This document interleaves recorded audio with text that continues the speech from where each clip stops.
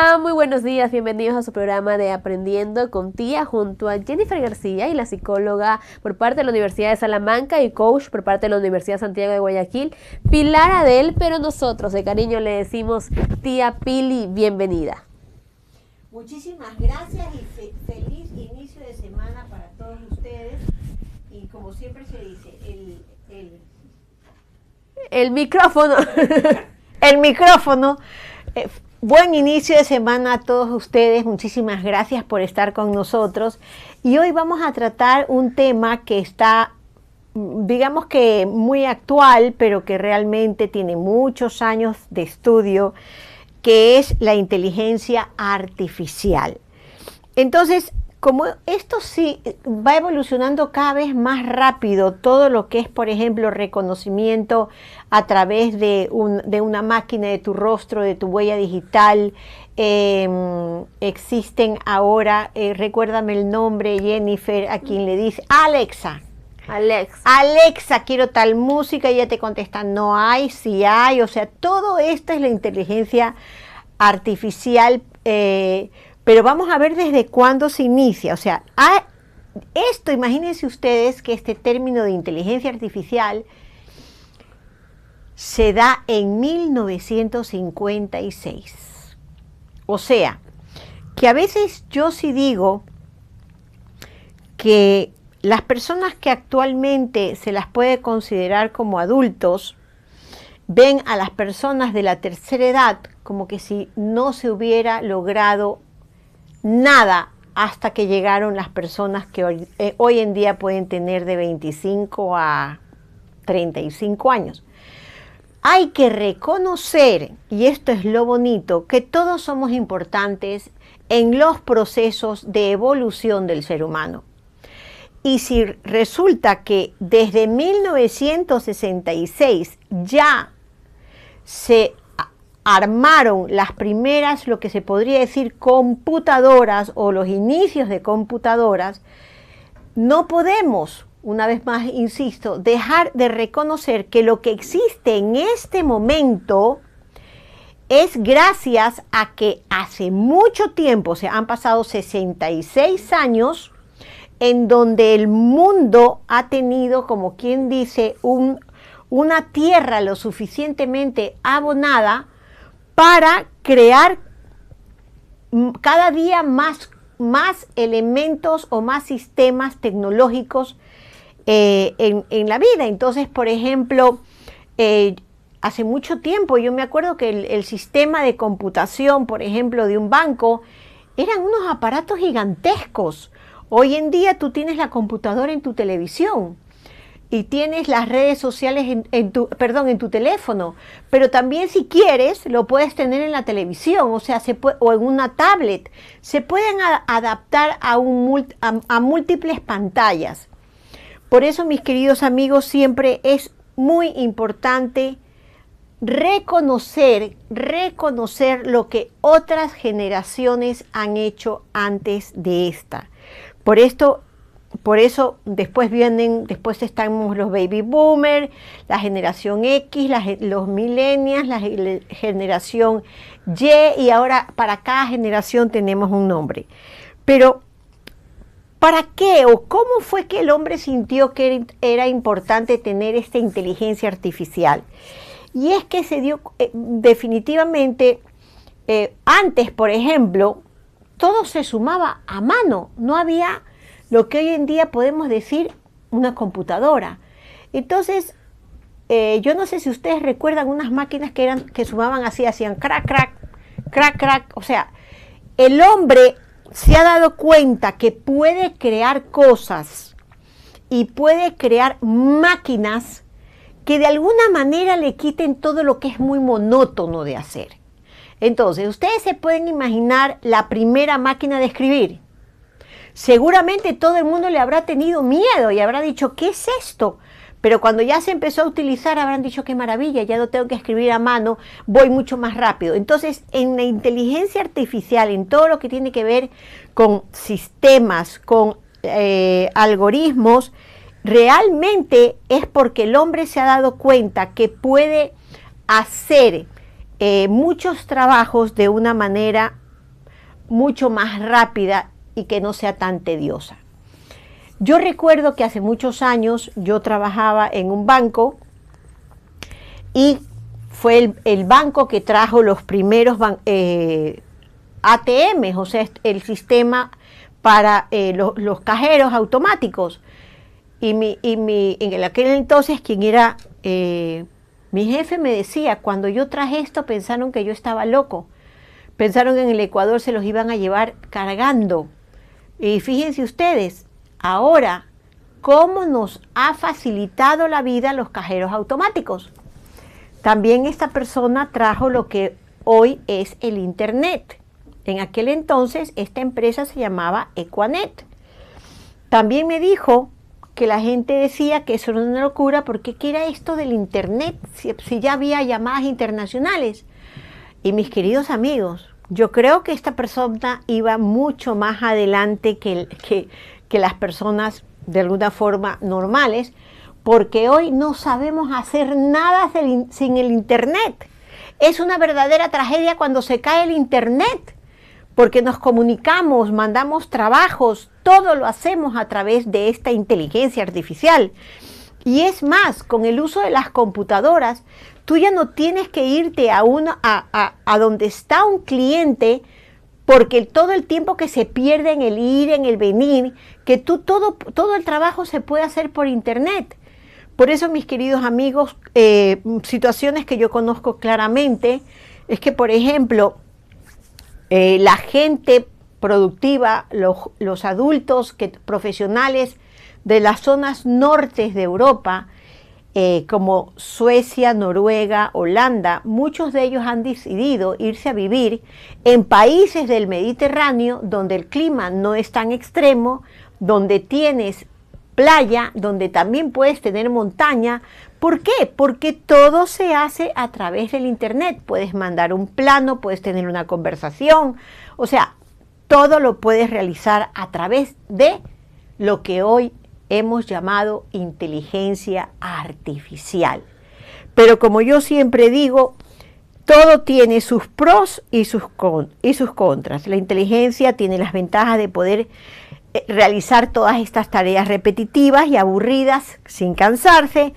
Inclusive fíjense que hoy en día hay la aspiradora redondita que tú la prendes y te aspira toda la casa, o sea, eso realmente es una maravilla.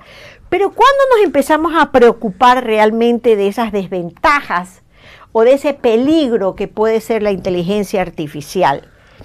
Cuando existen hackers que se nos meten, por ejemplo, en el sistema de los bancos, en el sistema de la seguridad nacional, cuando, por ejemplo, pueden robarte tu identidad, eso es bastante preocupante.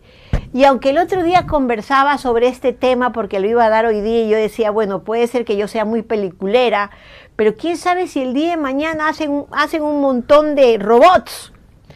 Y porque ya existen los robots que prácticamente son humanos. O sea, yo he visto un video en donde dos bailarines con patines sobre una superficie de hielo hacen un baile espectacular y los dos son robots. Entonces, con tantas personas, no pongamos tantas, con esas personas que realmente no están bien de salud mental, ustedes se pueden imaginar un ejército de robots en donde se inicie una guerra, desgraciadamente, y sencillamente mandan a los robots. Entonces, tenemos que tener mucho cuidado de cómo se utiliza nuestra inteligencia artificial.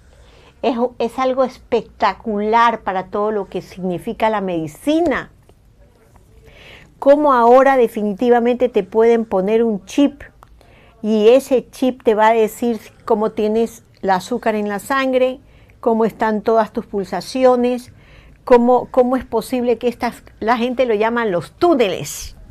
Te meten en el túnel, te acuestas y te dice por escáner, prácticamente te corta como pedacitos la máquina y pueden ver hasta el último alteración, hasta la última alteración que puede tener tu cuerpo. En ese sentido realmente me parece maravilloso. También una de las partes como que para un dato curioso es Sofía, es un robot humanoide desarrollado en la campaña con sede en Hong Kong de la compañía Hanson Robotics y ha sido diseñada para aprender, adaptarse al comportamiento humano y trabajar con esto satisfactoriamente. Busca por explotaciones como animal, infantil, trata de personas, etcétera. Y es la primera robot que ha sido entrevistada como un ser humano normal, entrevistada en muchas ocasiones en octubre del 2017 y ya se convirtió en una ciudadana saudí, siendo así el primer robot con una ciudadanía de un país, tía Pili. Cuando yo era pequeña, había una serie de televisión. Yo Robot. No, era una familia, eran dibujos animados. Que vivían en el espacio. Vivían en el espacio, no me acuerdo el nombre, por Dios, todos ustedes tienen que recordar esta serie, porque muchas veces ha vuelto a aparecer, porque resulta que aquello que todavía no se había inventado, en esta serie ya se veía. Por ejemplo, el microondas, y las pantallas, bueno, todos los que en algún momento han escuchado, era papá, mamá, hijos, y todo era, y ahora uno se queda impresionada porque tenían un robot que hacía todos los quehaceres de la casa, y entonces, mis queridos amigos, ahí es cuando uno dice, ¿no? ¿Cuántas películas ya no son tan peliculeras? Supersónicos. Los supersónicos, exactamente, los supersónicos. Y cuando tú ves pequeños fragmentos de los supersónicos, dices, pero si eso ya está, eso ya es. Y háganse la idea de que los supersónicos pueden ser de 1960, creo yo.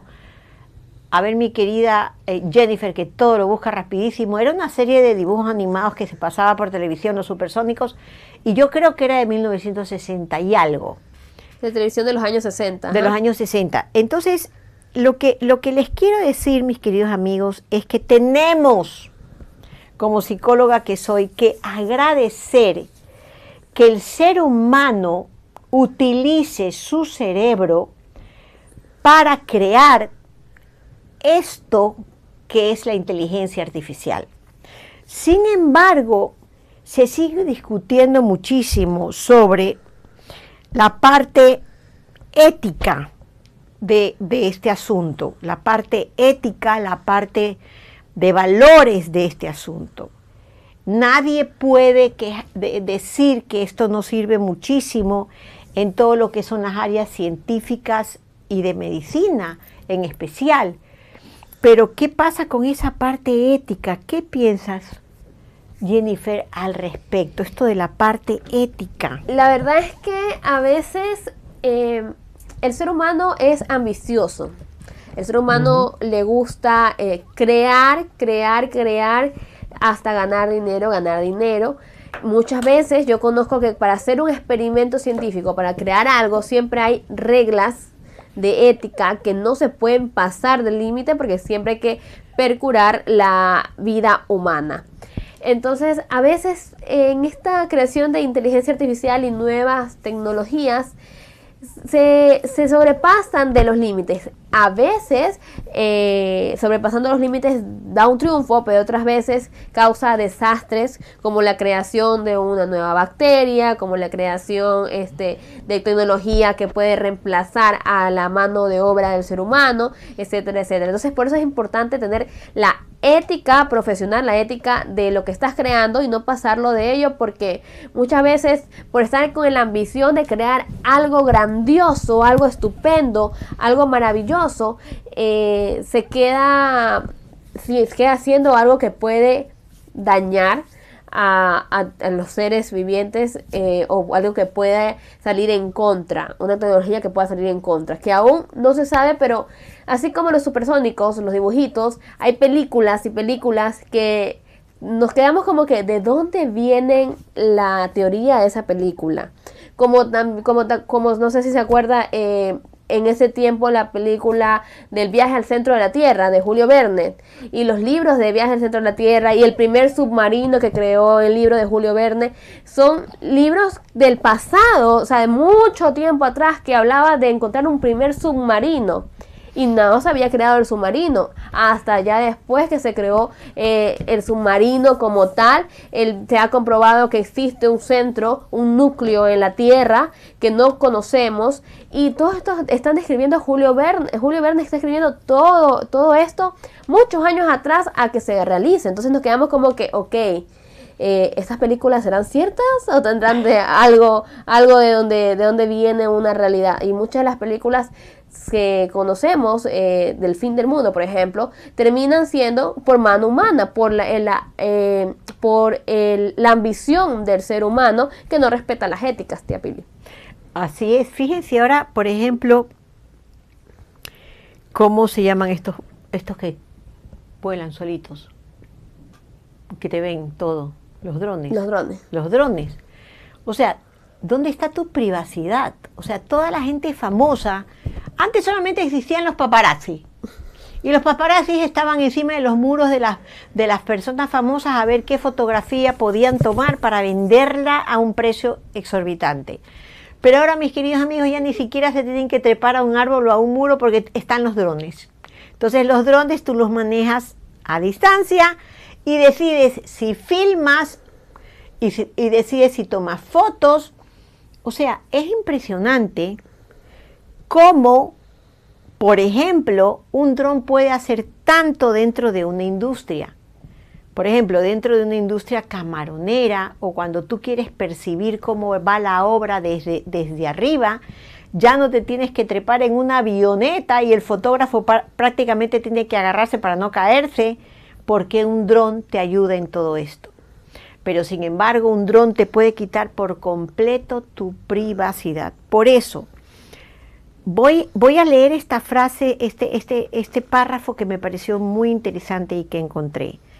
Es importante asegurarse de que la inteligencia artificial se utilice de manera responsable y ética, y que se proteja la privacidad y los derechos de las personas. Porque, a ver, uno porque por tener una vida más fácil puede decir el día de mañana yo me voy a comprar un robot para que haga todo aquello que no me gusta hacer a mí. Más que nada cuando se trata de cosas físicas, por ejemplo, en una fábrica o dentro del hogar. Pero ¿se imaginan ustedes si esta inteligencia artificial es tan inteligente que cuando yo te trate mal o yo le pegue un grito, como tiene prácticamente, al parecer, que es a lo que se tiende a llegar, y gracias a Dios todavía no se ha dado el control de sus emociones, tú no sabes cómo se va a poder revertir ese robot hacia ti. ¿No te parece, Jennifer? O sea, si yo le hablo en mal tono o lo que sea, resulta que este robot me puede llegar a agredir. O sea, recordemos que hasta en este momento todo se ha podido hacer en un robot. Lo que todavía no podemos, el robot no puede hacer, hasta lo último que he leído, es tener sentimientos y emociones. Pero quién sabe si la inteligencia artificial, de acuerdo al tono de voz que uno hable o de acuerdo a las palabras que uno diga, va a reaccionar de manera positiva o de manera negativa hacia el ser humano. Eso es algo que a mí como que me hace visualizar que todavía no lo tenemos muy claro y que el ser humano realmente no debe de pasarse cierto límite. ¿Qué te parece lo que te he dicho, Jennifer? Como que no nos podemos pasar de cierto límite. La verdad que sí, la verdad es que yo creo que cuando crean este tipo de inteligencia artificial en un robot para probar ciertas cosas, lo primero que deben tener es configurar logísticamente el no hacer daño a una vida humana o cualquier vida o cualquier ser vivo, es lo que nosotros vemos. Entonces sí hay que ver, porque al ser una inteligencia artificial, es bien que el hombre lo crea, lo configura y sabe el objetivo. Sin embargo, al ser una inteligencia artificial, puede que sea más inteligente que el ser humano y sepa cómo funcionar sin la ayuda del ser humano. Entonces también hay que ver este tipo de cosas, tía Pili. Brillante, Jennifer. Lo que me acaba de decir al final me ha dejado realmente, es verdad. Y fíjense ustedes hasta dónde vamos a llegar. O sea, por ejemplo, el otro día un psicólogo amigo mío puso unas estadísticas de cuáles son, qué quieren estudiar los jóvenes de hoy en día y la gente dice, no, yo no voy a estudiar, porque yo voy a ser influencer, voy a ser TikToker, voy a ser YouTuber. Y la pregunta del millón es, bueno, y entonces, ¿dónde van a estar los ingenieros para construir puentes y caminos o casas?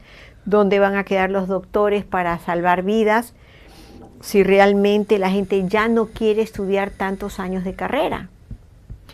Y ahora, con todo esto que ha salido, como el GTP, o antes que se llamaba el Rincón del Vago, que todo te lo da, la pregunta del millón, ¿cuándo vas a estudiar?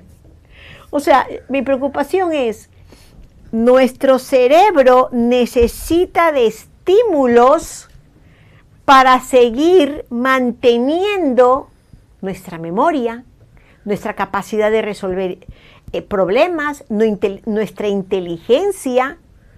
Entonces, imagínense ustedes si todo me lo da una computadora. Todo me lo da la computadora. La pregunta que yo digo es, ¿acaso, porque donde echa la ley, y este es un refrán muy antiguo, echa la ley, echa la trampa? El día de mañana, Jennifer, tú que eres mucho más joven que yo, ¿cómo crees que se van a tomar los exámenes?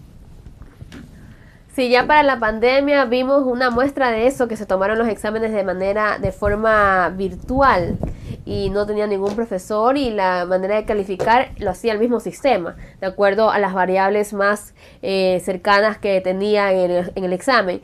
Entonces, no sé, puede que exista un avance, o puede que ni siquiera existan profesores en el futuro y todo lo sea dado por máquinas, no se sabe, pero todo es posible. Es que ahí es cuando yo digo, ¿hacia dónde va el ser humano?